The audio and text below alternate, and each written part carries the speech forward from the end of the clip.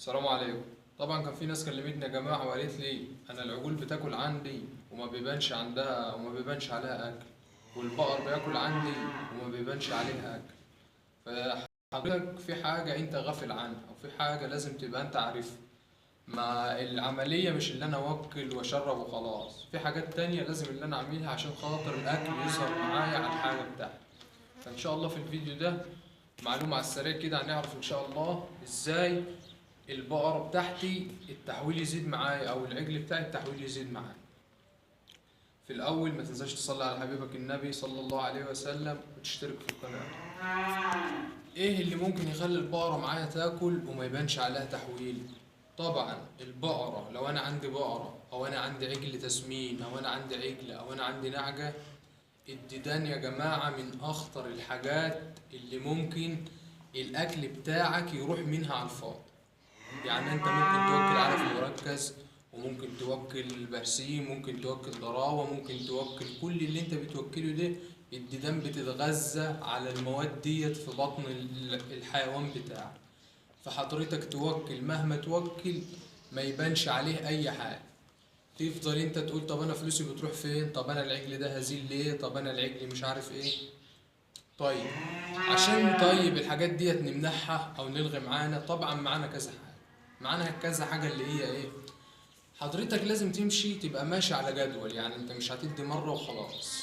طبعا اول حضرتك ما تشتري البقرة من السوق او اول ما تشتري العجل من السوق، طبعا لازم حضرتك تجرعه ديدان.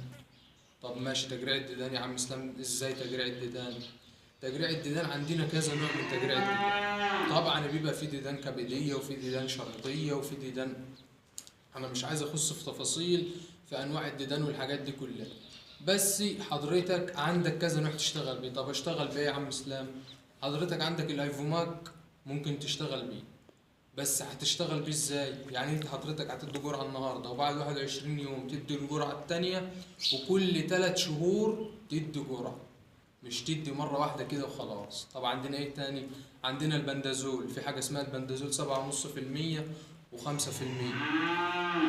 البندازول برضه تشتغل بيه كل 3 شهور، لازم تجرح حيواناتك بيه وبتاخد عن طريق الفم. طب انت ايه اللي انت بتشتغل بيه او ايه اللي انت بتعمله؟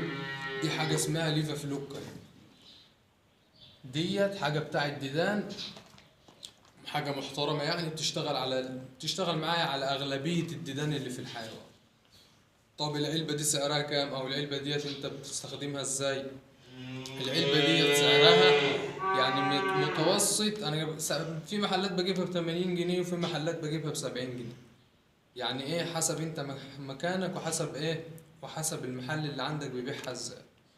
طيب انا عندي بقره زي ديت مثلا، لو بقره 300 كيلو ولا حاجه قدها ايه، انا هجيب ازازه من ديت حاجه اعطيها نصها. طبعا الازازه يا جماعه زي ما انتوا عشان تبقوا شايفين معانا برضو، دي الازازه اهي. الازازه زي ما انتوا شايفين اهي. طبعا لازم ترج الازازه قبل ما تعبي.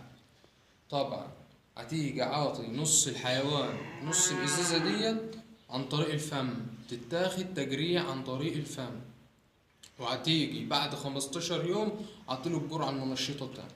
خلينا طبعا نتعامل مع بعض ايه، نشوف عملي مع بعض. دي طبعا الحيوان ودي طبعا الازازة اهي.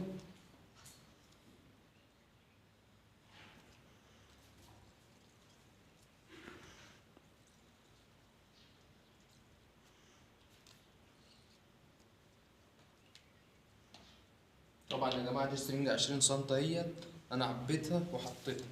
طبعا طب انا هدي الحيوان ازاي؟ ولا هعمل الحيوان ازاي؟ خليك ورا عم. ولا هعمل الحيوان ازاي؟ هو الحيوان واقف معايا اهو.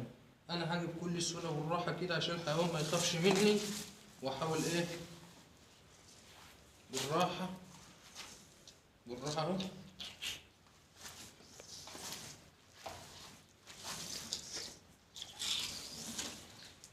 ادي الحيوان خد معايا، عطيته ايه، عطيته. اجي تاني، اجي طبعا، هو طبعا طعمه ما بيبقاش مستساغ للحيوان قد كده.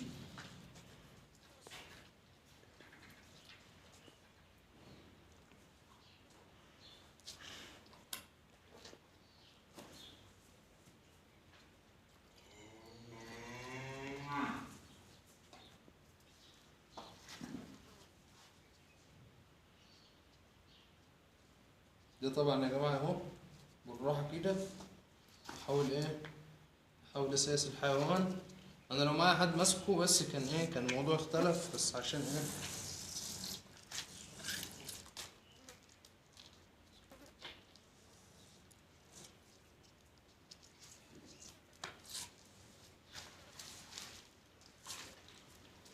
بس يا جماعة زي ما انتوا شفتوا الحيوان فاضل برضو بقية العلبة انا هديها له.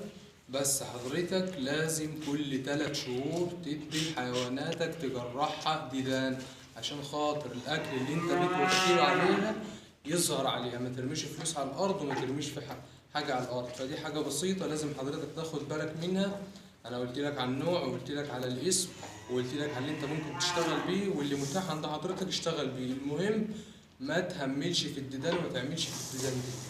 ما تنساش تشترك في القناة لو انت وصلت معانا لحد هنا، ولو احنا بنضيف لك اي معلومة ما تنساش تصلي على حبيبك النبي.